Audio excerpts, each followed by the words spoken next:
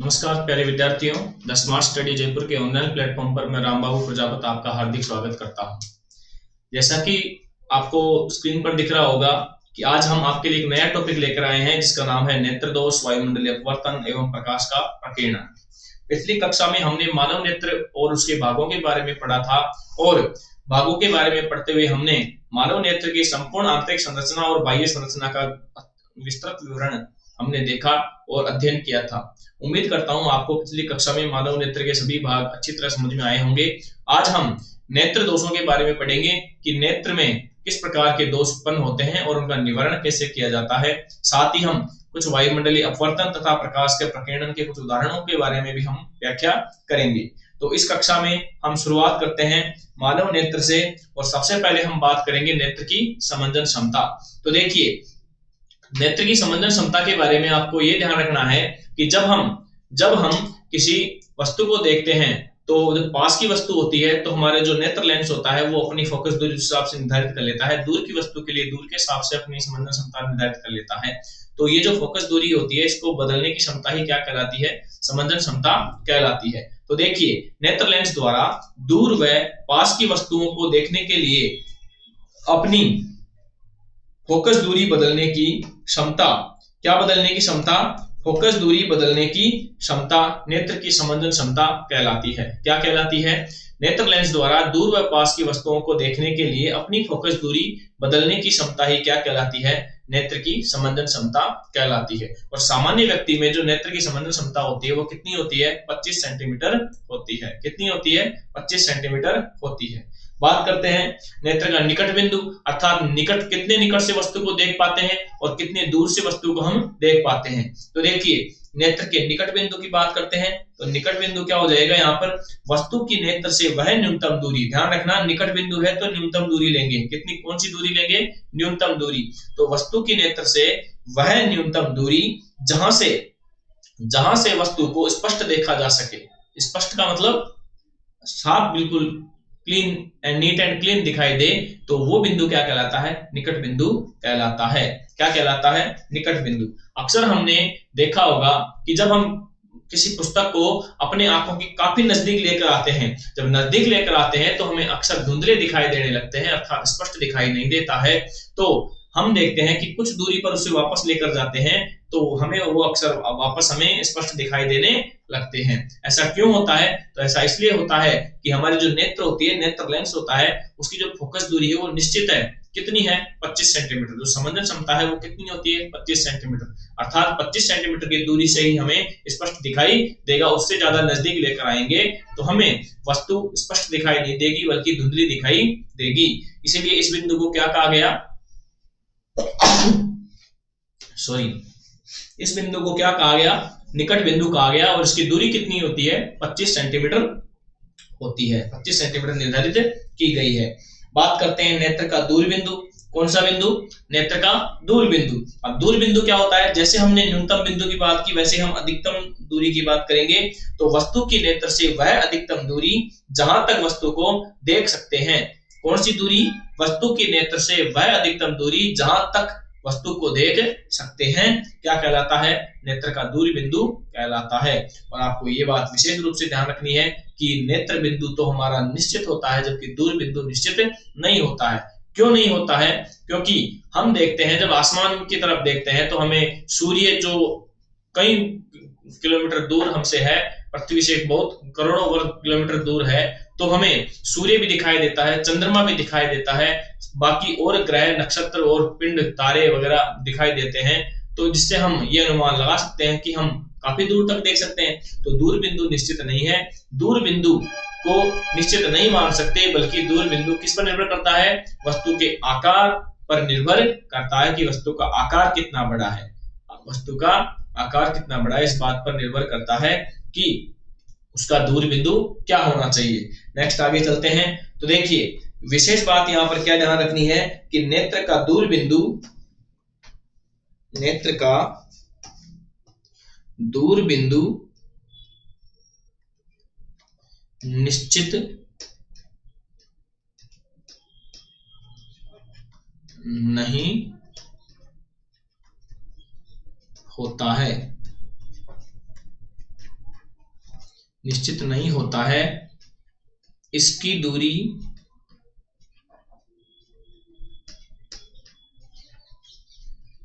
दूरी अनंत तक ली जा सकती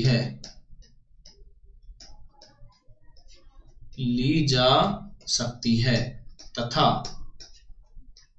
यह वस्तु के आकार पर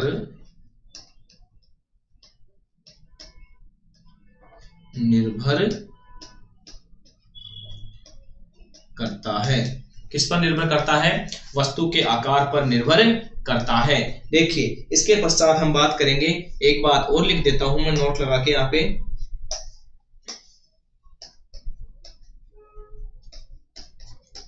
नोट लगा के एक लाइन और लिख देता हूं। देखिए, नेत्र के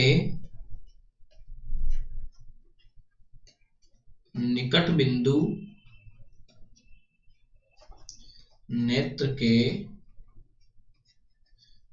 बिंदु तथा दूर बिंदु,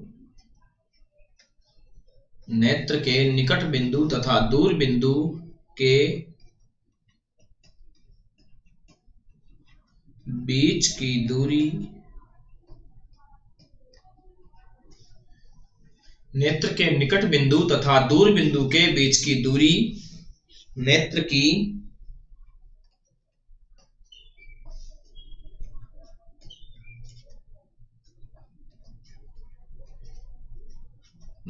की दृष्टिपरास कहलाती है। क्या कहलाती है? नेत्र की दृष्टिपरास कहलाती है। ये बात आपको विशेष रूप से ध्यान रखना है कि दृष्टिपरास, नेत्र की दृष्टिपरास क्या होता है? तो निकट बिंदु तथा दूर बिंदु के जो बीच की जो दूरी होती है, उस दूरी को हम क्या कहते हैं? नेत्र की दृष्टिपरास कहते हैं। अब हम नेक्स्ट अगला टॉपिक लेते हैं, नेत्र में होने वाले दोष। नेत्र में होने वाले दोष, और अब ये दोष कौन कौन से हैं उनकी बात करते हैं। तो सबसे पहले हम यहाँ पर दोष लिखते हैं, और पहले दोष लिखते हैं यहाँ पर निकट दृष्टि दोष। कौन सा दोष? निकट दृष्टि दोष।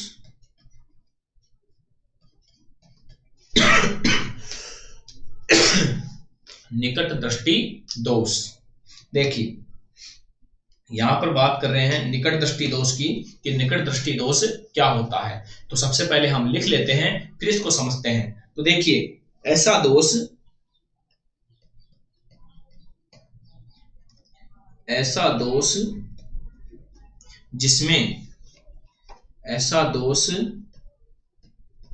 जिसमें निकट की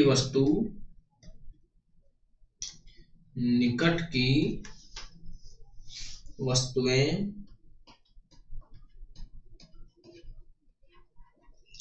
स्पष्ट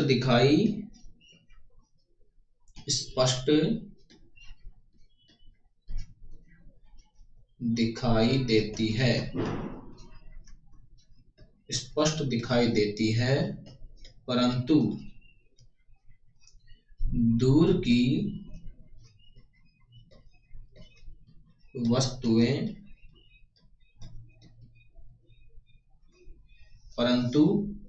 वस्तुएं स्पष्ट दिखाई नहीं देती है। स्पष्ट दिखाई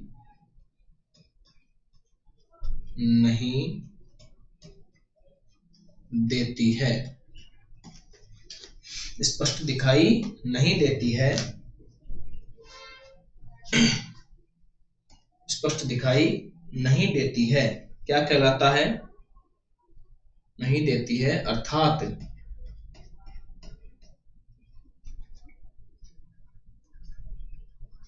दूर बिंदु नेत्र के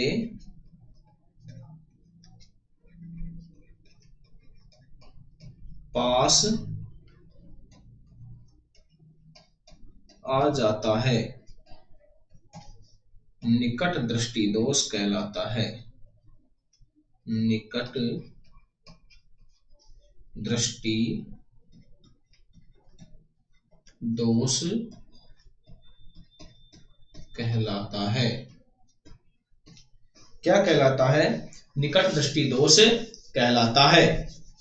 देखिए, ऐसा दोष ध्यान रखना, निकट दृष्टि दोष है, नाम है निकट दृष्टि दोष, नाम से कंफ्यूज नहीं होना है, क्योंकि अगर नाम के ऊपर जाओगे तो निकट का मतलब, निकट दृष्टि दोष का मतलब होगा कि निकट की वस्तु दिखाई नहीं दे रही, परंतु इसमें जस्ट उल्टा होता है, नाम का उल्टा होता है कि निकट की वस्तु तो हमें स्पष्ट दिखाई देती है, निकट की वस्तु तो स्पष्ट दिखाई देती है, परंतु दूर की वस्तुएं स्पष्ट दिखाई नहीं देती। अर्थात हम कह सकते हैं कि जो दूर बिंदु है वो कहां आ जाए? नेत्र के पास में आ जाए। दूर बिंदु कहां पर आ जाए?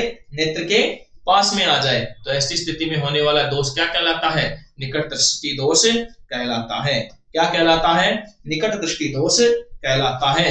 और एक बात विशेष के बारे में क्या याद रखनी है कि इसमें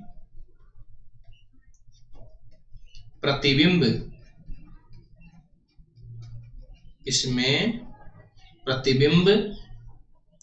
रेटिना से पहले ही बन जाता है।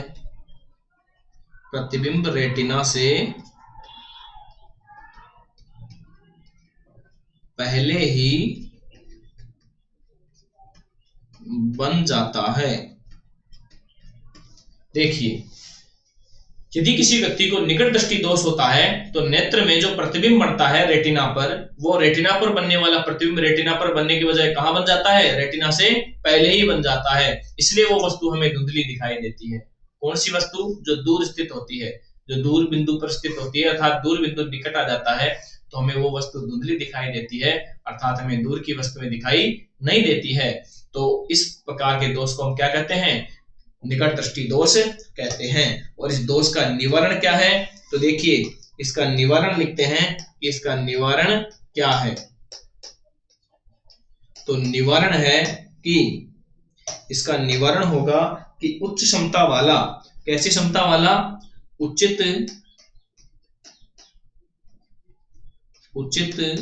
क्षमता वाला अवतल लेंस, उचित क्षमता वाला अवतल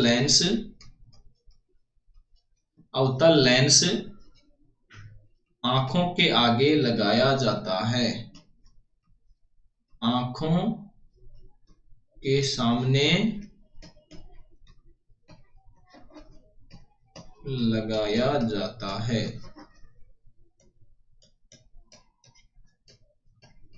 ये इसका निवारण हो गया। तो प्रश्न आ सकता है निकट दृष्टि दोष क्या होता है? तो निकट की वस्तुएं तो स्पष्ट दिखाई देती है, जबकि दूर की वस्तुएं स्पष्ट दिखाई नहीं देती है, अर्थात दूर बिंदु नेत्र के निकट आ जाता है, निकट दृष्टि दोष कहलाता है। और ऐसी स्थिति में हम अवतल लेंस काम में लेते हैं। कौन सा? उचित क्षमता वाला अवतल लेंस आंखों के सामने लगाया जाता है, जो हम चश्मे के रूप में लगाते हैं। किसके रूप में लगाते हैं? चश्मे के रूप में भी लगाते हैं। कई लोग डायरेक्ट लेंस सीधा कॉर्निया के ऊपर भी स्थापित करते हैं। तो दोनों ही प्रकार से निकट दृष्टि दोष का जो निवारण है वो संभव है, पर आंखों के सामने लगाया जाता है तो दोनों में कॉमन बात आ गई है, चाहे चश्मे के रूप में लगाओ या फिर डायरेक्ट लेंस को कॉर्निया के ऊपर लगाओ। ठीक है, बात करते हैं दूसरे दोष की। तो दूसरा दोष हम यहां पर लिखेंगे दूर दृष्टि दोष। कौन सा दोष? दूर दृष्टि दोष। बात करते हैं दूर दृष्टि दोष की। तो दूर दृष्टि दोष क्या हो जाएगा? देखो, इसमें निकट दृष्टि दोष का बिल्कुल उल्टा हो जाएगा, और उल्टा हो जाएगा तो हम इसके अंदर क्या लिखेंगे? ऐसा दोष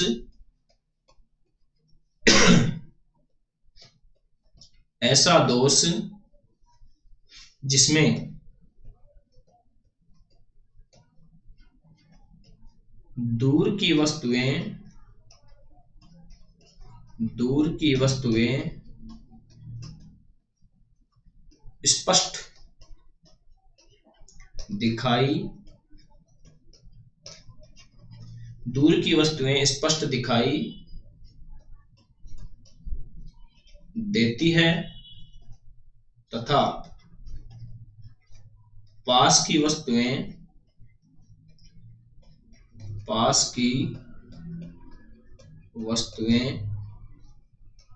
स्पष्ट दिखाई नहीं देती है। स्पष्ट दिखाई नहीं देती है, अर्थात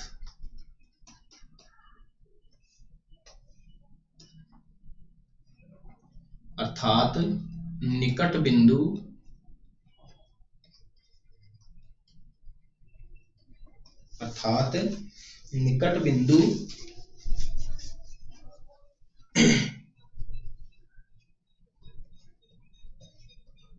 नेत्र से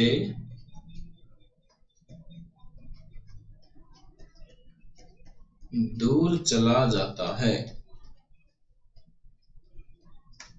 अर्थात निकट बिंदु नेत्र से दूर चला जाता है, क्या कहलाता है? दूर दृष्टि दोष कहलाता है। दूर दृष्टि दोष कहलाता है। देखिए, ऐसा दोष जिसमें दूर की वस्तुएं स्पष्ट दिखाई देती है तथा पास की वस्तुएं स्पष्ट दिखाई नहीं देती है, अर्थात निकट बिंदु नेत्र से दूर चला जाता है, इसे क्या कहते हैं? दूर दृष्टि दोष कहते हैं। कैसा दोष कहते हैं? दूर दृष्टि दोष कहते हैं। विशेष बात क्या है इसमें? तो मैं स्टार लगा के लिख देता हूं कि इसमें प्रतिबिंब कहां बनेगा? प्रतिबिंब रेटिना के पीछे बनता है। कहां बनता है? रेटिना के बाद बनता है। कहां बनता है? इसमें प्रतिबिंब रेटिना के बाद बनता है। तो रेटिना के बाद बनता है तो इसमें लेंस कौन सा लेंगे काम में? तो इसके अंदर उत्तल लेंस काम में लेंगे। तो मैं ये भी लिख देता हूं, निवारण भी इसका हो जाएगा। देखिए, यहां पर लिखते हैं निवारण। तो इसका निवारण क्या हो जाएगा? देखो, उचित क्षमता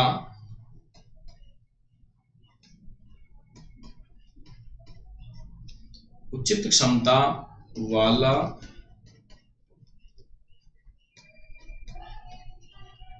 उत्तल लेंस आंखों के सामने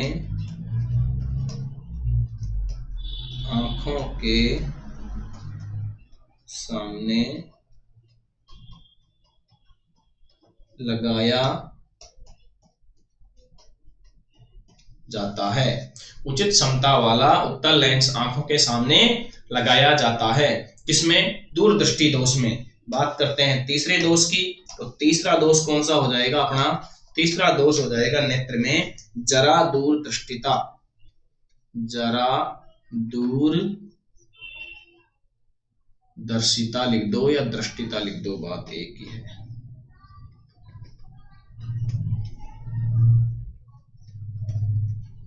जरा दूरदर्शिता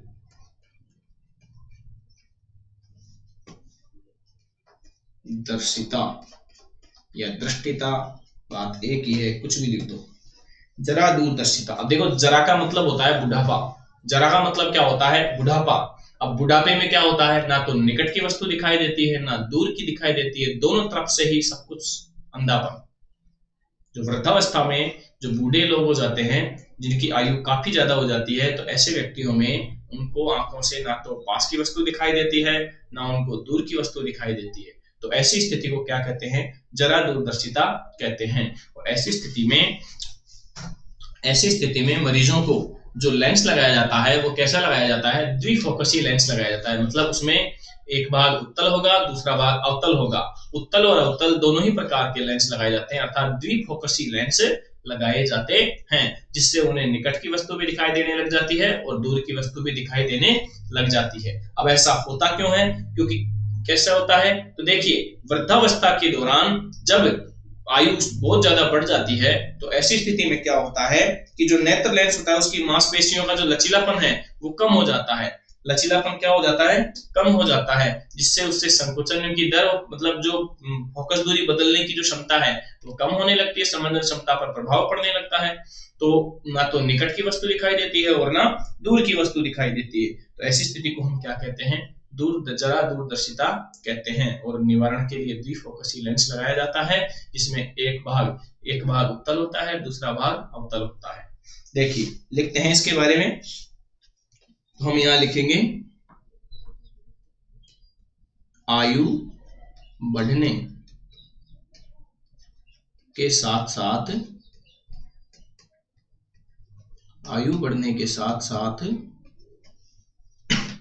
नेत्र लेंस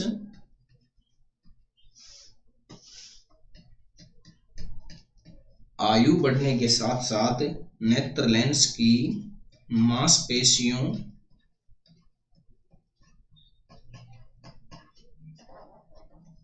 नेत्र लेंस की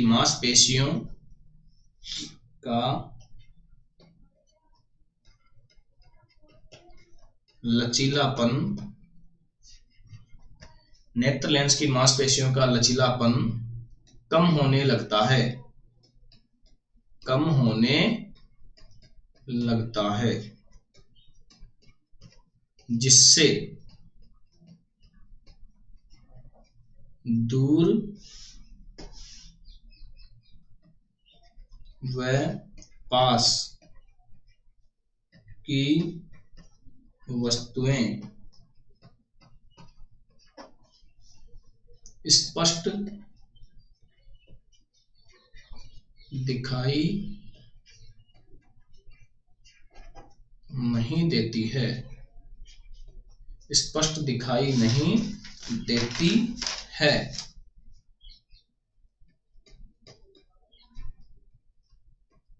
स्पष्ट दिखाई नहीं देती है।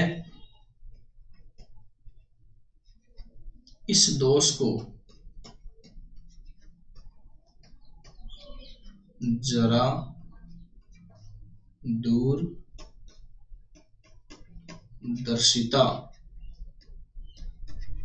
कहा जाता है। क्या कहा जाता है? जरा दूरदर्शिता कहा जाता है। तो देखिए अब इसका उपाय, तो इसका उपाय लिखते हैं। निवारण क्या होगा? तो निवारण की बात करें तो इसका निवारण क्या हो जाएगा? देखिए, इस दोष के निवारण के लिए, इस दोष के निवारण के लिए, इस दोष के निवारण के लिए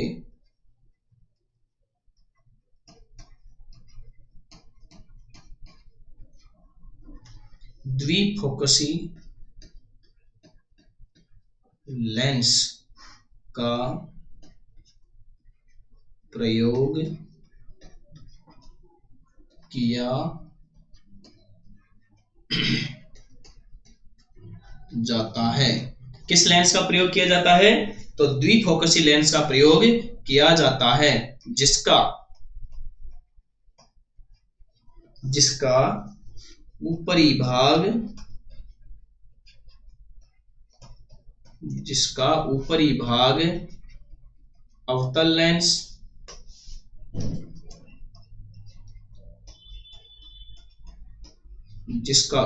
भाग अवतल लेंस तथा निचला भाग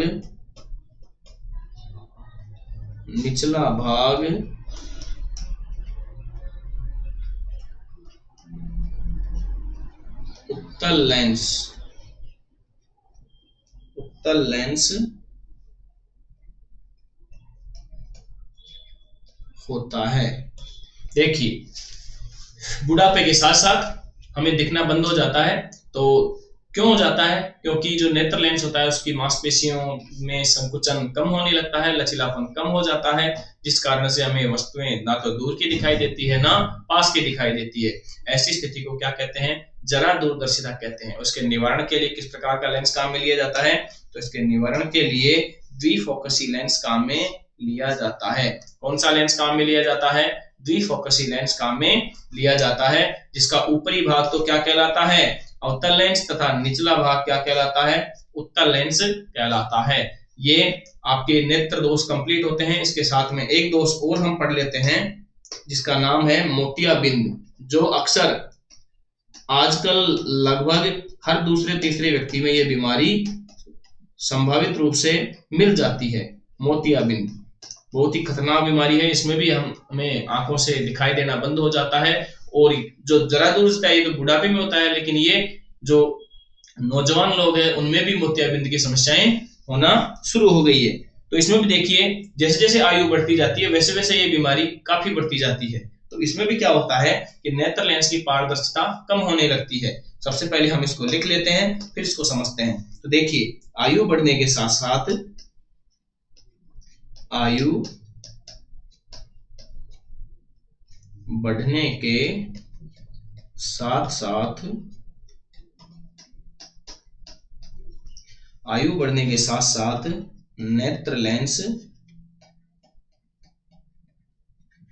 नेत्र लेंस की पारदर्शिता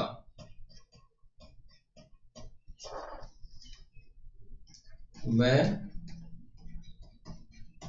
लचीलापन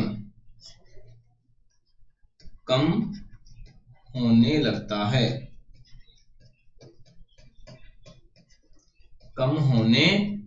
है। अर्थात नेत्र लेंस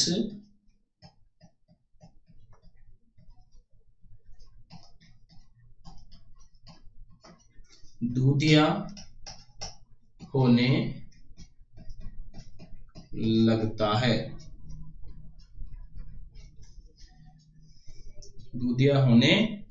है। जिससे प्रकाश किरणों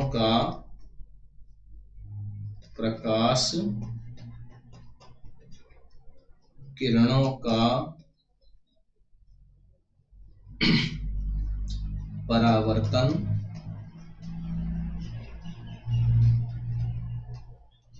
होने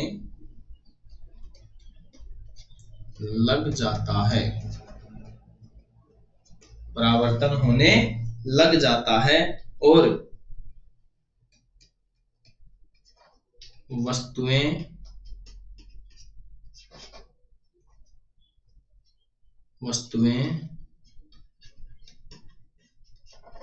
दिखाई देना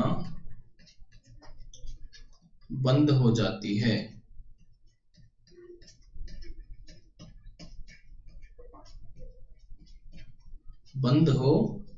है। जिसे मोतियाबिंद कहते हैं।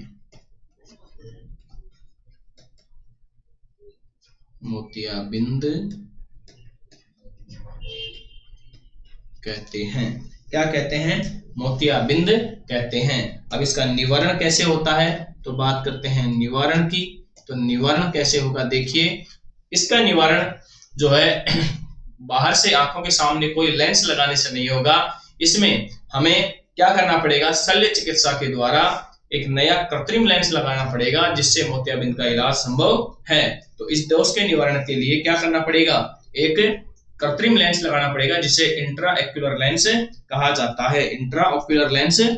जाता है। तो देखिए, वर्तमान समय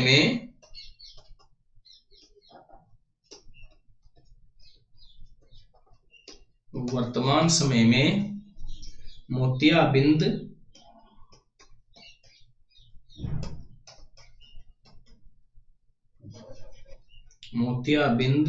युक्त लेंस को शल्य चिकित्सा द्वारा शल्य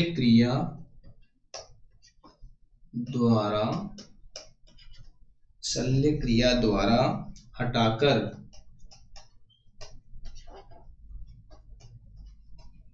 उसके स्थान पर, उसके स्थान पर कृत्रिम लेंस लगा दिया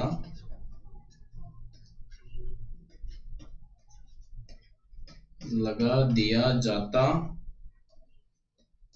है, लगा दिया जाता है, जिसे इंट्रा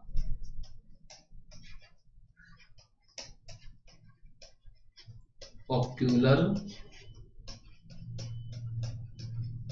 लेंस कहा जाता है, जिसे इंट्राओक्यूलर लेंस कहा जाता है। तो ये मोतियाबिंद के बारे में हो गया। देखिए क्या होता है, आयु बढ़ने के साथ साथ जो नेत्र लेंस है वो दूधिया हो जाता है और उसकी पारदर्शिता खत्म हो जाती है। तो पारदर्शिता खत्म होने पर हमें वस्तु स्पष्ट दिखाई नहीं देती है, तो ऐसी स्थिति को हम मोतियाबिंद कहते हैं। अब मोतियाबिंद का इलाज आगे आंखों के सामने कोई लेंस लगाने से तो होने से रहा, तो शल्य क्रिया द्वारा जो मोतियाबिंद युक्त लेंस होता है उसको हटा दिया जाता है और उसकी जगह पे एक कृत्रिम लेंस लगाया जाता है, जिसे क्या कहा जाता है, जिसे इंट्राओक्यूलर लेंस कहा जाता है। क्या कहा जाता है उसे? इंट्राओक्यूलर लेंस कहा जाता है। तो ये आपके नेत्र लेंस के सारे दोष कंप्लीट होते हैं। इसके साथ ही हमारे जो नेत्र, मानव नेत्र का जो टॉपिक है वो यहाँ कंप्लीट होता है। अब इसके साथ ही हम नया टॉपिक शुरू करते हैं जिसका नाम है प्रिज्म के द्वारा। इसके लिए मैं नई स्लाइड ले लेता हूं। देखिए यहां पर ये जो टॉपिक है अपना ये रहेगा प्रिज्म के द्वारा, प्रिज्म के द्वारा श्वेत प्रकाश का विक्षेपण।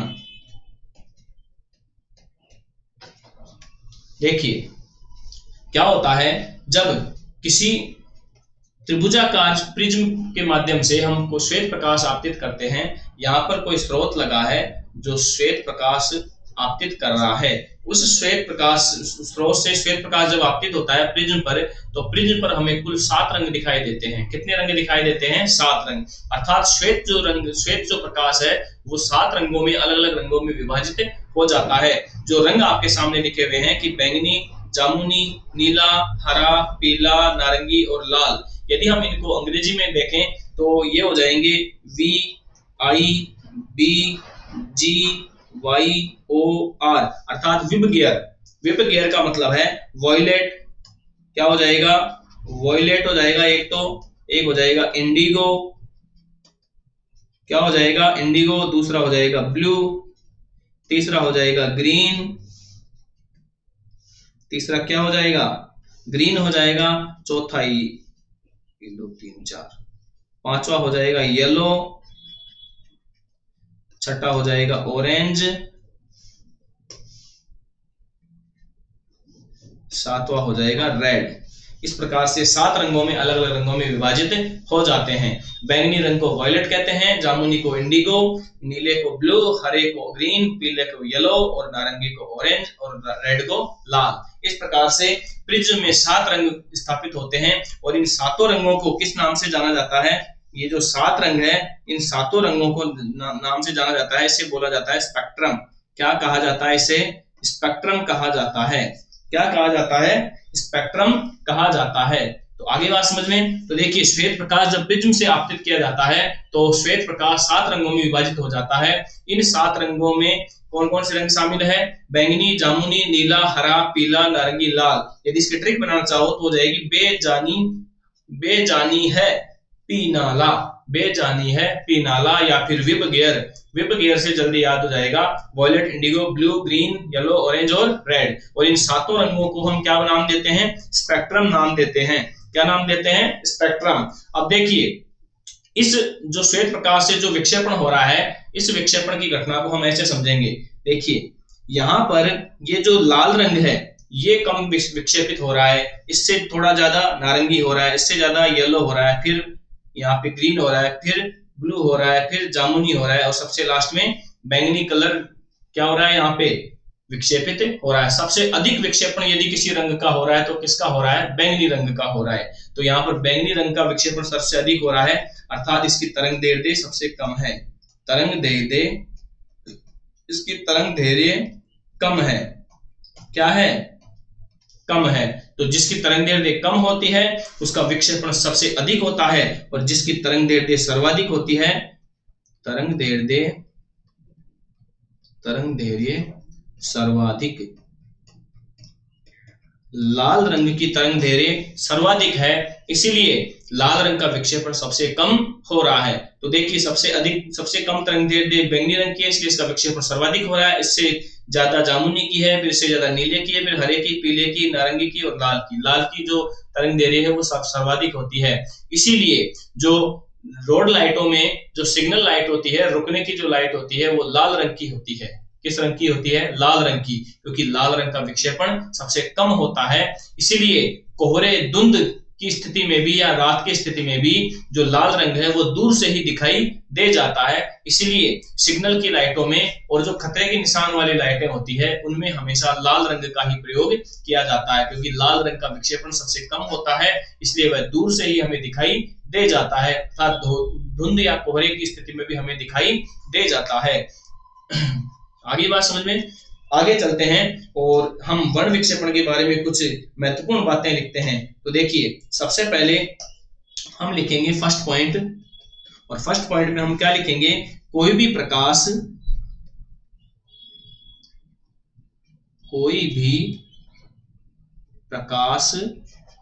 जो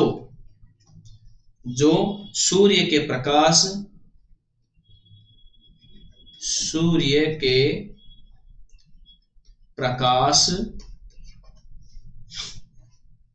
के सदृश, सूर्य के प्रकाश के सदृश स्पेक्ट्रम बनाता है। क्या बनाता है? स्पेक्ट्रम बनाता है। कैसा प्रकाश कहलाता है? श्वेत प्रकाश कहलाता है। श्वेत प्रकाश कहलाता है। ये जो भी लाइनें मैं लिखवा रहा हूं इनके प्रश्न बनते हैं बोर्ड एग्जाम में, एक एक नंबर के अति लघुत्तरात्मक प्रश्न बनते हैं। तो देखिए प्रश्न आ गया कि श्वेत प्रकाश क्या होता है? श्वेत प्रकाश क्या होता है? तो आपको श्वेत प्रकाश की परिभाषा पता होनी चाहिए कि कोई सा भी प्रकाश, चाहे वो सूर्य से आ रहा हो या सूर्य के अन्य स्रोत से आ रहा हो, तो कोई भी प्रकाश जो सूर्य के प्रकाश के सदृश, सदृश का मतलब होता है सूर्य के प्रकाश के समान, यदि स्पेक्ट्रम बनाता है। स्पेक्ट्रम क्या होता है? 7 रंगों में विभाजित होता है। तो इस प्रकार के प्रकाश को हम क्या कहते हैं? श्वेत प्रकाश कहते हैं। क्या कहते हैं? श्वेत प्रकाश कहते हैं। दूसरी बात इसके अंदर क्या याद रखनी है? तो दूसरा पॉइंट मैं यहां लिख देता हूं कि यदि किसी श्वेत प्रकाश को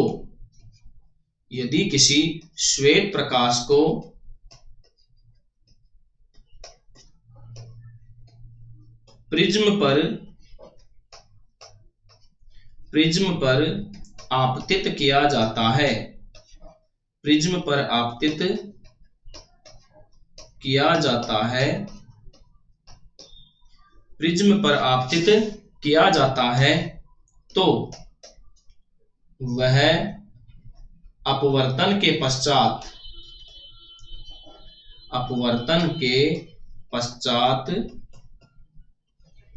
7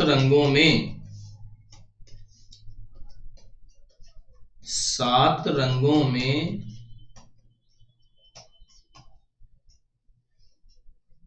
विक्षेपित हो जाता है, विक्षेपित हो जाता है। इस घटना को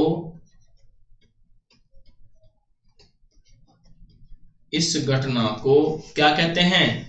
इस घटना को प्रकाश का वर्ण विक्षेपण कहते हैं। क्या कहते हैं? वर्ण विक्षेपण कहते हैं। इस घटना को प्रकाश का वर्ण विक्षेपण कहते हैं। क्या कहते हैं? वर्ण विक्षेपण।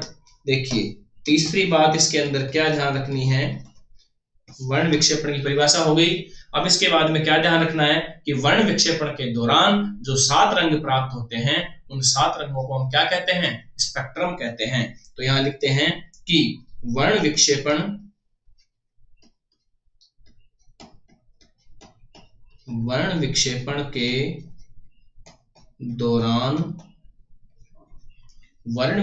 के दौरान प्राप्त 7 रंगों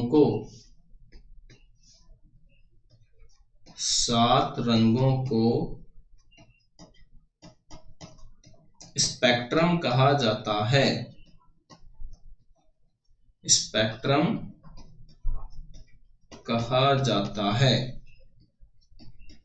क्या कहा जाता है, स्पेक्ट्रम कहा जाता है। और स्पेक्ट्रम में भी यदि हम बात करें तो इंद्रधनुष एकमात्र प्राकृतिक स्पेक्ट्रम है। क्या है, इंद्रधनुष एकमात्र प्राकृतिक स्पेक्ट्रम है। जो कैसे प्राप्त किया जाता है, जो वायुमंडल में उपस्थित जल की जो बूंदे हैं, जो जल के अणुकण है, उन कणों के माध्यम से, विक्षेपण के माध्यम से प्राप्त होता है। तो यहां पर मैं लिख देता हूं कि इंद्रधनुष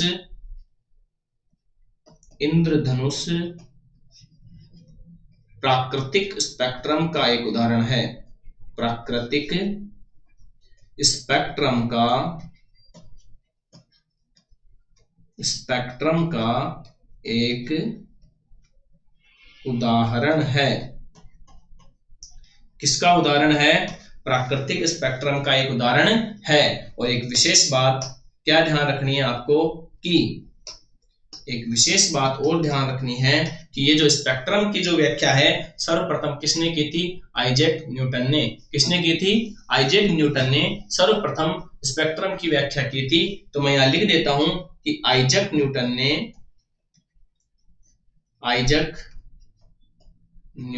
ने सर्वप्रथम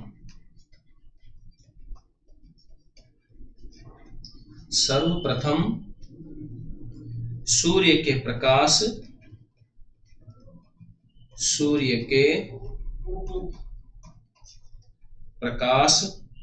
का स्पेक्ट्रम, सूर्य के प्रकाश का